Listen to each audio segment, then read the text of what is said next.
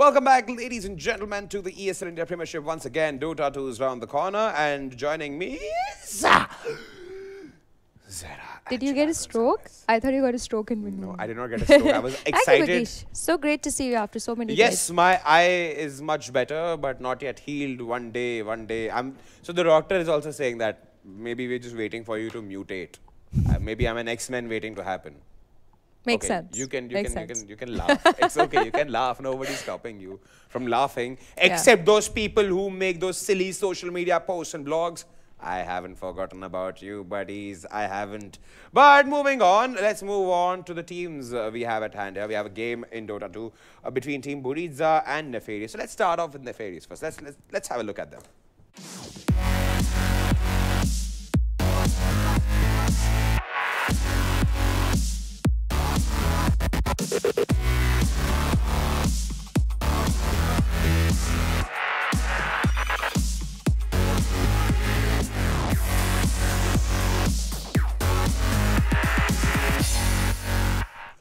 All right, Team Nefarious there. Slight hullabaloo, murmur in the production. Hey, it's supposed to be Team Buriza. Moving on. Yeah. That's Team Nefarious there. Yes. I've been informed that we are at some absolute lack of time today. So we'll quickly head off to the next team here, the opposition team, Buriza.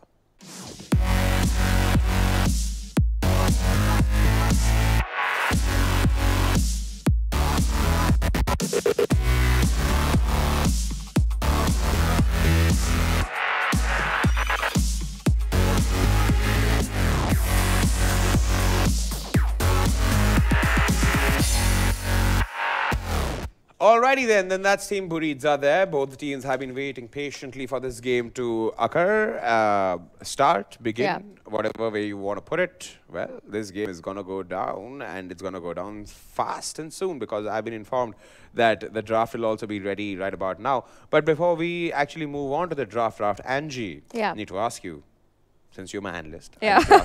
Well, Nefarious is sitting 11th on the board as of now, and they're at a little bit of a struggle situation. They've taken only one victory for themselves, and they need to really buck it up and get 4 slots above. Otherwise, they're going to be kicked out of the Masters League and sent directly into Challenger League, which is a risky place to be, because you've been invited for the Masters League, and that is a beautiful spot to be in. So they got to make sure that they win the next few games. The last time this team played, I was watching them very closely, and they were making a few basic mistakes, which I hope they don't repeat in the upcoming games, which is basically their warding was very faulty. They weren't really sure on how the game is going. There was not much impact coming in the early game, which caused them a very big defeat in the later segments of the game. So if they have watched that replay, if they've watched their previous games, they practice hard, I think they're going to have a good run today. Team Buriza, on the other hand, they're sixth on the board. They've won 3 games. They've lost 2 games. I like the way they are playing as of now. They've got a very objective-oriented Dota. They kind of take heroes which we can check them out on the leaderboard also as of now. We'll just see the positioning. We have Nefarious at 11th, and we have Buriza, who's doing pretty fine for them at 6th spot. I'm hoping to see whether they make it a land finale. They are from Delhi, and they would have to travel all the way. I'm particularly very saddened with the council coming in 9th here right now. Yeah. They've played 4 games. They've managed to lose 3 out of those. Yeah. Well, I expected much more from Len and Deaths and gang there. But again, like I said, a lot of teams here signify, no doubt, 6 games, victories. ROG Titans, 3 victories, 3 games. I mean, played. the SEMA Masters League they've got some fantastic teams in there. I mean, I feel glad. I'm glad to see Reckoning Esports moving up the charts finally from down under. Well, that's a reprise. That's a reprise. But like I said, they've just played 4 games. They have so many more games to happen. Definitely. And like Gautam also said in the game of CS, every team's a good team. The same thing holds for Dota. Every team's a good team. It's just that you get outplayed. And sometimes you have to live with that. And also nowadays, the thing is that a lot of teams are getting the advantage of having a boot camp, of having a coach, of having regular salaries, which is making them more... Nah, it doesn't make a difference. No, it does to a certain extent, because then you don't have that personal pressure from your family. You can actually think of concentrating on the game and thinking of it more constructively than just being about... But tell me one thing, if you're professionally playing somewhere, your family won't pressurize you, because A, it is your profession. But I've been informed the draft is live nice also while we were having this intense conversation about stuff. So we see bans coming in from both teams here. Team Nefarious has gone ahead, banned Omni Knight, Shen, Sand King, Juggernaut, and Pangolia, whereas Team Buriza have gone ahead, banned Elite Titan, Razor, Balanar, aka Night Stalker, Pit Lord, and Dark Willow. Yes. We see 2 picks already happen. Third pick is getting chosen by Nefarious. A Puck and a Disruptor coming in for Nefarious, whereas Buriza with the Witch Doctor and Nyx Assassin. I'm very excited to see if Nefarious opt to go for a Jakiro. I feel he's a little undervalued in recent times, but I think he fits beautifully well. He could replace your Macropire and Angela. It's I deadly. love the Macropire. It's very deadly. On top of it, like, he stays from far, he's very good to take down towers. So I could even see Team Buriza pick that up if they plan to take the Nyx in the off lane. But now Nefarious looking to pick, if that Puck's going mid, they're looking to pick their mid laner, their carry, and their secondary support. Well, that's based on the fact if the Puck is going mid. If the Puck is going mid. I'm hoping it's to always see that relying on that if, Angela, if you realize. It's always that big if, which makes you think, okay, this thing can change any moment right about now. Yeah, if the Puck does decide to go off lane, they could have, but Clockwork securing that question of us. Clockwork is going to be their off lane now with the Puck going mid. I do like the Clockwork picker coming there from Nefarious. He can very well hook shot when the Witch Doctor starts his ultimate. That cancels out a very big stun. Also from there, we do have Buriza's Nyx Assassin, who's a little bit of a risk for Nefarious because they have to invest a lot into sentries and dust. And if they don't, it could be game-changing for them. But and they've gone ahead and picked up a Tiny. I love that pickup. Fits well. It could also be a carry Tiny with an early Shadow Blade. If they do manage to get that Shadow Blade up in the first 16 minutes, they could be causing a lot of havoc with just the Nyx Assassin and Tiny. Also, if they plan to send the Tiny off lane, they could also opt to go for a lifesteal in their safe lane and then have this 3-man rotation just happening around the map. I have seen that Team Buriza has been able to convincingly make a Radiance in the first 18 minutes of the game, and then it's total just walking through the park for them. But Nefarious, I like their pick for now. They do seem to be sure about what they're coming into. But I mean, the last time I saw this team play, this is something that I want to keep repeating so that, I mean, teams need to pay attention towards the warding. And Nefarious is lacking a little bit when it comes to warding in general wards. So if they kind of miss out on the sentries in this game, it could be very devastating for them. And I think Team Buriza has kind of understood this logic of Nefarious, that they are not really good with their supports. I mean, there must be brilliant supports individually, but when you're coming into a team game, those 13-minute wards, those 9-minute wards, knowing your spike points are the times that you'll be worried about. And I think Nefarious is opting to go for a support Clockwork. That also could work. Puck in this off lane and Shadow Fiend mid. It could also be a carry Shadow Fiend, but it's a little risky, that draft, because I think it's just versatility coming in from them. I mean, it's a little risky, but that also tells me that it's always good to think out of the box. Angela, hence proven, one cannot really, how would I say, decide before the game what roles the character is going to play. I mean, look at it. Like, we were expecting a Puck to be mid, but turns out a Shadow Fiend has come for a... I'm pretty sure this is an SF mid play going to happen. Ooh. And that would be really interesting to see, because they've gone ahead and countered that pick with an OD. Very strong pick coming in there. The OD, he destroys mostly all heroes. The only heroes that actually can survive against him are a Viper or a Razor, or even a Lina, as a matter of fact. But today, with the Shadow Fiend against him, Nefarious got to play their early game very safe. I mean, for the first 15 minutes, I don't even need them to be seen ganking around. They got to get those levels up. They got to see that, you know, their supports are intact, not many deaths given. Because if Buriza gets that momentum early on in the game, it's not going to be good. And Buriza being 6 on the board, I'm only giving them the advantage because as of now, they sit 6 on the board. Nefarious got to be a little careful. For now, the Terrorblade gets banned over there from Nefarious. And a Phantom Assassin from Team Buriza. I hope they pick up an Omni Knight. I mean, he's become one of my top favorite picks as of now in the ESL. But the Omni Knight's been banned. Oh, he was first banned. All right, I didn't see that.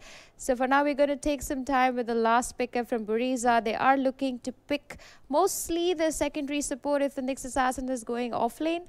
Unless they plan on... I mean, no, I don't think... It could be a life stealer. Nefarious could do... I don't know, maybe I'm wrong. Nefarious could do so much more with the life stealer. I mean, yeah, if they decide to go for it, it's good. But Lycan fitting into Buriza's draft completely. So it's going to be a Tiny going in the off lane. Nyx and WD going to be the supports. And OD going mid and Lycan going to be their pusher. I like this combination because Buriza seems like the team that kind of need 4 people to do the gank. Yeah, they've got a beautiful plan in place. And seeing an SF, a Disruptor, and and a Clockwork, who's 4th role support in this game, it's very clear that they are very squishy. So Buriza is just looking to just destroy Nefarious if they get that momentum early. But Nefarious have not yet picked their 5th hero. It could be a devastating pick. Like I said, even if they go and opt and pick up the Lifestealer as of now, it could still work for them because they do need the tank coming in from their team. And they do need somebody who can soak in all the damage because that is going to be the initiator. The Clockwork can hookshot, yes, but he will die too quickly. The Puck also can initiate, but she will be at too much risk if everything is put on her. And that leaves the Shadow Fiend needs to make that early Shadow Blade or a Blink Dagger. He needs that BKB to withstand anything that comes from Buriza. And it's going to be a Gyrocopter to complete their draft. I was hoping for something a little bit more tanky because they don't really have a front line. But Gyro seems to be a favorite for Nefarious. This is about, I think, the 4th game where they decide to pick up the Gyrocopter. So with that, they do finish their draft. A little risky for Nefarious, I would say. I mean, I don't normally side a team. I'm very taken by drafts. I am not going to say anything lest people start getting triggered again. I think even the Legion Commander would have fitted. Even the Phantom Lancer, as a matter of fact, would have been a devastating pick if Nefarious had taken it. Phantom Lancer is like a lathi charge waiting to happen. And against the Lycan. You just get hit by so many. I think even an Ursa would have been a better choice for them in the safe lane carry, because I was a little unsure whether the Shadow Fiend is actually going mid or would they plant the shit and send him in the safe lane. But okay, fine. They have decided to opt to go for the Gyrocopter. He needs a lot of farm. If that momentum does break for Nefarious, I don't know why. early, I believe that Nefarious should have gone with, instead of a Disruptor, they should have gone for a Necrophos. He would have been so much more. How do you come up with these things? No, the reason why I'm saying a Necro support in that instance, his Heartstopper aura is adding... No, but we need the stuns. We need the silence. You can always build up a stun. You have a Gyrocopter there. You think you can build up a stun on a Gyrocopter? His one of his abilities is a homing missile. I know, but he's also the carry of the team. I mean, Necro would work. Necro would work if he was sent mid, if he was a tank of the team, definitely, because that is what Nefarious really needed, a tank. And I think he would work better as a carry more than a support for me. Even if they had chosen the Necro as a carry over the Gyrocopter, I think it would work well for them. Beautifully at that time. But anyway. Maybe. Maybe. All right, but well, that sums it up. Angie smiling viciously. I don't know. Probably I think this is going to be a 30-minute game. Where this guy gets his Dota information from, but I definitely need to have a dig at it. But what we need to have a dig at right now is the Dota 2 game in offing. Let's go there.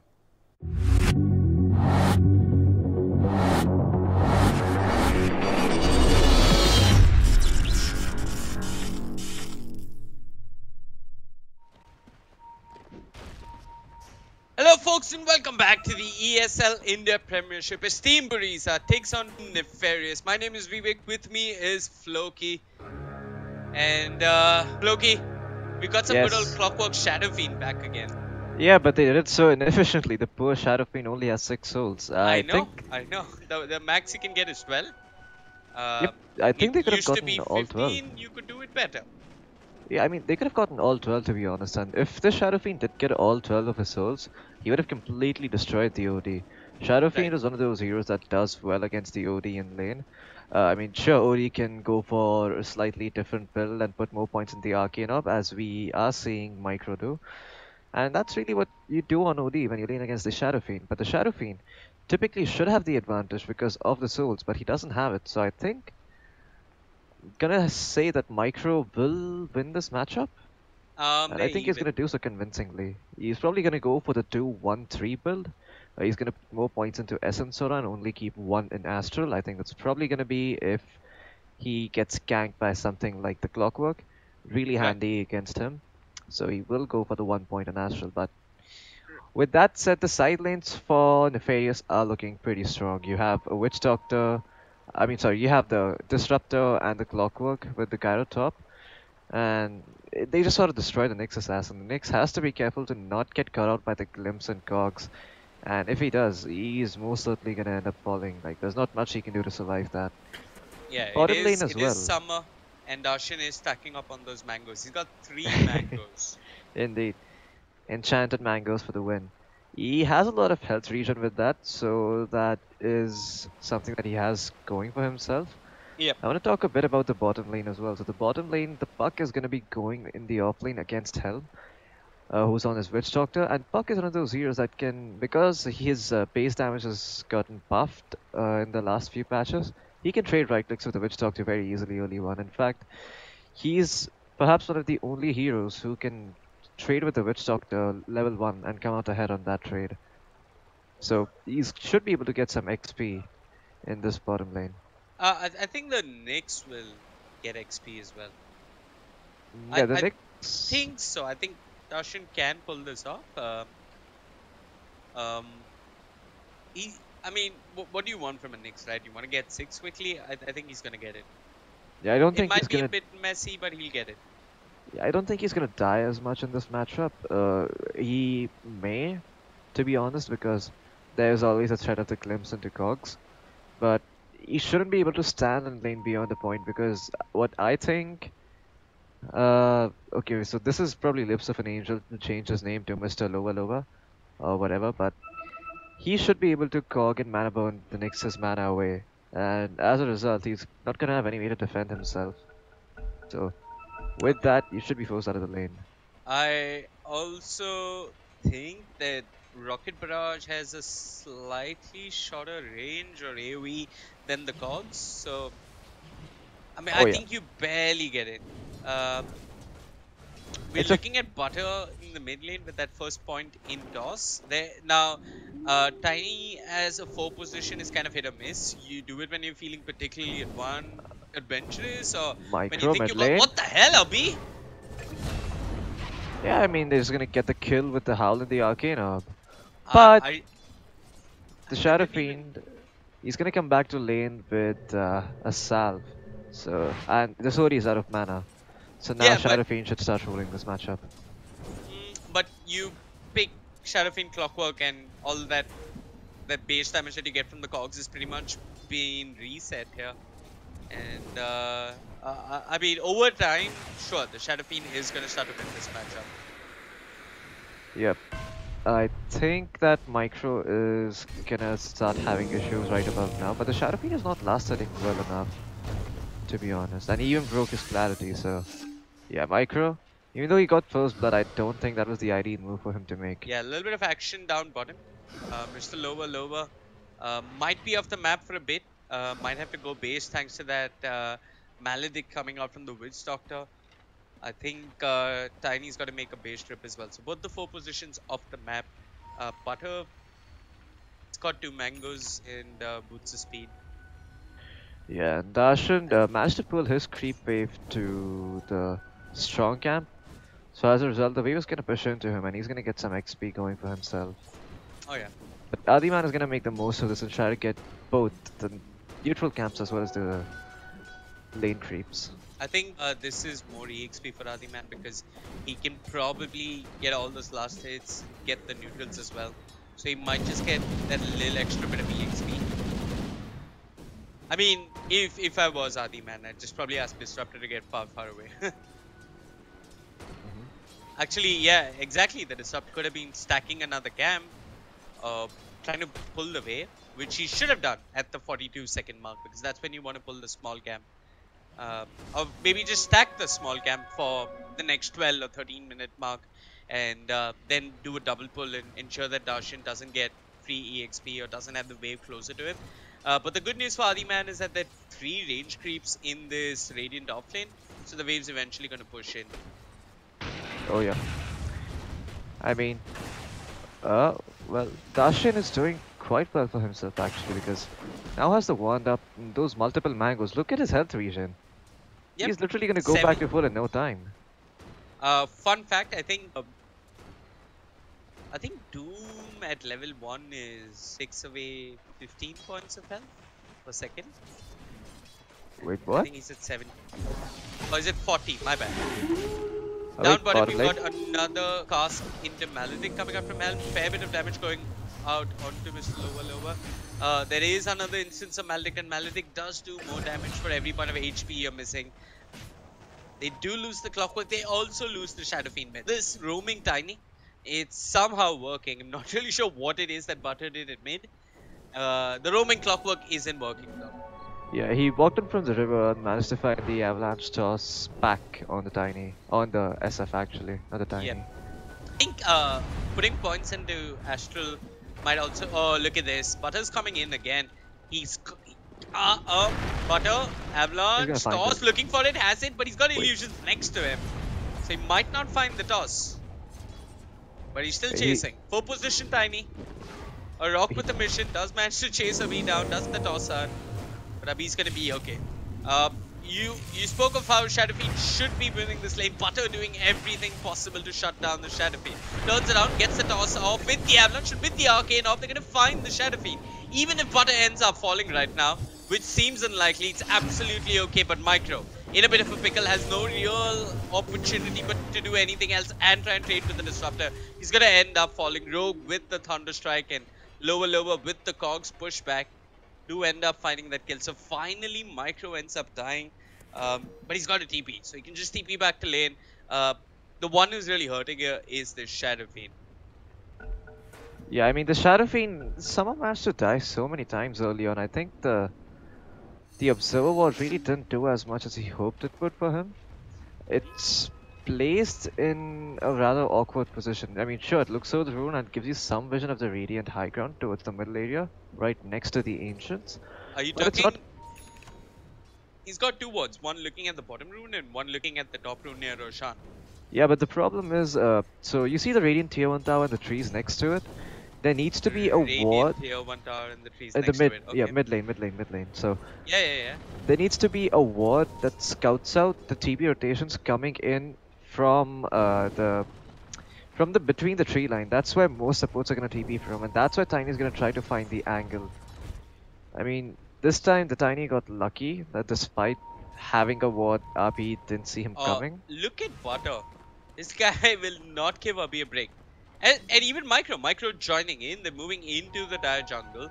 Nefarious, they've got no other choice but to rotate all these supports towards the mid lane. Butter looking for the Avalanche toss, finds it out to do lower, dropping low in his own cogs. Tries to run away, will end up falling. The raise is coming through. Butter is still alive. Butter has a bottle. He's gonna get glimpsed back, but Micro, he's already done work here. Ends up finding the kill onto a B. And with that toss from the Tiny, will find a third. 3 heroes from the side of Team Buriza, or rather 3 heroes from the side of Nefarious, come in to deal with this Tiny OD, and they all end up falling. I mean, this is just ridiculous, to be honest. The Nighttime Howl is doing so much work for them. I think the Nighttime Howl is the reason that they're making these aggressive plays on the map. It is giving them the extra bit of damage as well as HP. And it's really enabling them to dive heroes like this. I mean, if this was daytime, the Tiny would have been dead before getting the toss off, and Micro too would have been in a bit more of a pickle. But Micro once again diving in the middle lane. They're going in again, toss into the cords. Micro, he's got 11 wand charges, so he's not too bothered. The Disruptor controlled by the Avalanche will fall as well, but here comes Adiman. Adiman, without too much mana, is missing HP as well, but they'll get the kill onto the OD. The problem is, do they pay the price? Helm is here with the Maldic, doesn't really have too much follow-up damage, and Butter with the bottle, looking to find a way back in. Can't really latch onto any one of these heroes from the side of Nefarious. Rogue does TP in, does have the glimpse. Helm finds himself a double damage ruin. But fortunately, this is a little bit of space for Abhi. I mean, look at bottom lane though. The Sorap is just destroying the tier 2 tower. Oh, yeah. I think he might get the tier 2 tower within the next 3-4 minutes if this keeps up. I mean, they have to deal with the OD diving in middle. They need to either completely sack the SF or they either need to completely sack the bottom lane, and they're not doing either things right now. They're trying to win both lanes. Instead of doing this, you just go to one lane, try to secure it for yourself, because if you spread out your resources too thin, Team Buriza does have the advantage early on, and they will end up pummeling both of your lanes, and you won't find anything across the map. Yeah. Bottom lane. Helm with the Smoke of Deceit, his double damage wearing out, does bump into the Clockwork. Oh yeah, Butter as well, level 3 and an Invis rune. The support Tiny is level gonna work. 3 in Invis rune, he's a ward past the tier 1. He knows that the Shadow Fiend is just in his jungle trying to catch up. What I really liked of all the movements that Nefarious have made is that they recognize that they've got it through multiple heroes mid. That rotation by Adiman, it was exactly what Nefarious needed. Unfortunately though, Adiman on the gyrocopter moves mid but doesn't have mana. Yeah. He got I think completely. You also spoke of another issue, is that they're focusing so many resources mid, their side lanes are suffering. Oh yeah. I mean, they're trying to win mid, but it's not working out for them. and they're beyond the point where they can actually do anything Yeah, for the look Shadow at Fiend. this. But mid lane, You've though, got Darshan moving in. He's got the Impale. The Spike Arrow is buying him a little bit of time, but he is losing HP fast. He's not got one charges. He's trying to run, but look at this. That easy clips from Micro gets him a double. It's Buck on the retreat, and he might just end up falling as well. The phase shift buys him time, but is it enough? No, it isn't. Micro has the damage, and with 21 stolen intelligence, he can keep going. Butter looking for the toss, doesn't bother, moves forward, might just toss back the disruptor. The problem though for Team Buriza is that these heroes on the side of Nefarious will respawn shortly. And it's an ultra kill for Micro just 9 minutes in. A 5,000 net worth advantage, and all this while you got Saurabh finding a tier 2 tower bottom. exactly. I mean, what the bloody hell are Nefarious gonna do? It's not even 10 minutes in, and it's a 6k net worth advantage for Buriza. I don't see what Nefarious could possibly do to come back in this game. I think they need to wait for the level 6s. What Nefarious exactly? You called it, Floki. They are moving bodies mid, but they got to move bodies mid after they get a little bit of EXP. Puck came mid, didn't have the coil. Maybe that coil could have controlled the OD. They might have been able to bring down Micro with a couple of raises. But Micro's itemizing to just stay alive. He's got his drums of endurance complete. He's got the Aquila for a little bit of armor. Infused raindrops 1. 10 minutes in, this is a lot. Oh yeah, this Drum of Endurance is gonna pay off eventually because he's gonna be able to chase down that Shadow Fiend with every single drum charge. Shadow Fiend can't really run away from a drum's OD early on. Yeah. In the jungle though, Darshan. Man in the jungle, Darshan. Didn't have vision up the high ground, and Gyrocopter is gonna be okay. Well, even Gyrocopter hasn't managed to pick up a bunch of farm. Oh, I could be wrong. You know what? He has the drums on his career, and he's doing okay, but could be doing better, to be honest. As I say that, got a small bout in the jungle. There's all 5 heroes from the side of Nefarious. Homing missile on 1. They've got the glimpse. They might want to use it. Coil. Clips to Dante. Setting up for Nefarious here. But have they got any follow-up damage? They're going to glimpse back Darshan. Mr. Lower tries to deal with the Witch Doctor while elsewhere. Micro, along with Saurabh, finds both cores, and here comes Saurabh on the Lycan, just runs down the clockwork. They'll find themselves the clockwork. Dante, he's already used the orb, doesn't have the phase shift, gets off a good waning rift, but what is the point? I mean, Micro is just running all over them on the side of Nefarious right now. They seem to have no answer for this OD.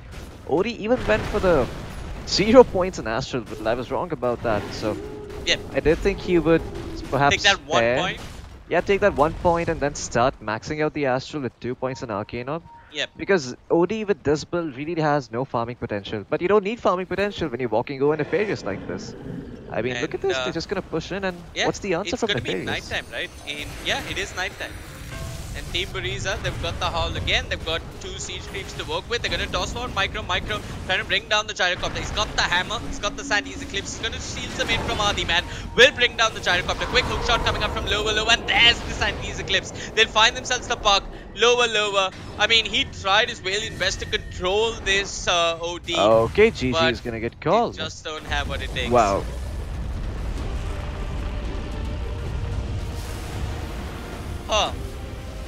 I think if you're the Knicks and the Witch Doctor, you're like, why the hell am I even in this game?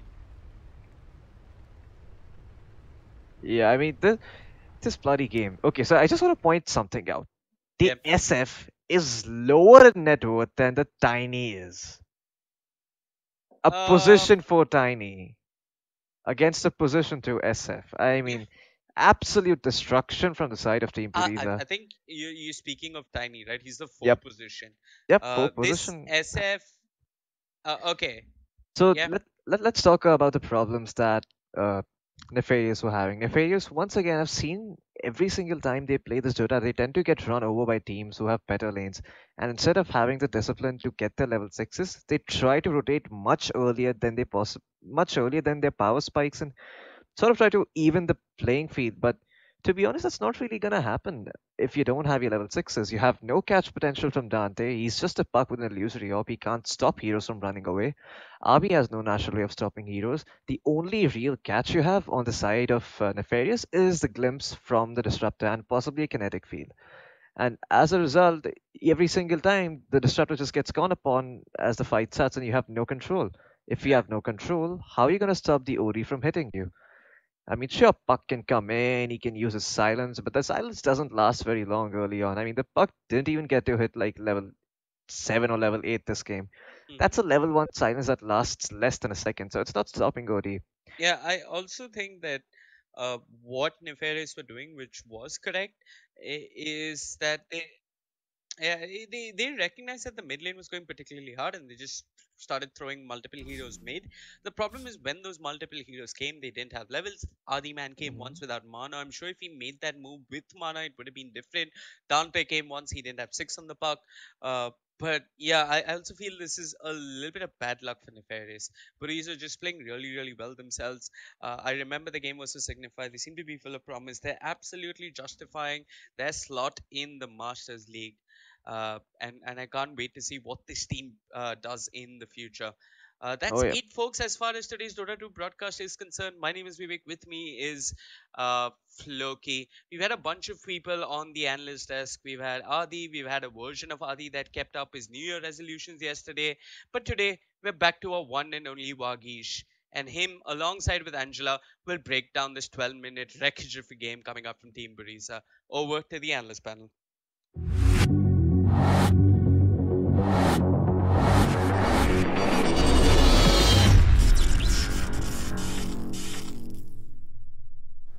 All right, that was fast there, ladies and gentlemen. That was absolutely fast. They're coming in from Team Buriza. Absolute ownage there, but nothing to take away from Team Nefarious. In fact, talking about Team Nefarious, in fact, I had a word with Manoj Super XL Gola also about what I said earlier before the game about Necro being a support. Maybe why I said that is because I'm still in the zone of the old Necro. I forgot for a second, so many patches have come in, so I'm still thinking of the old Necro.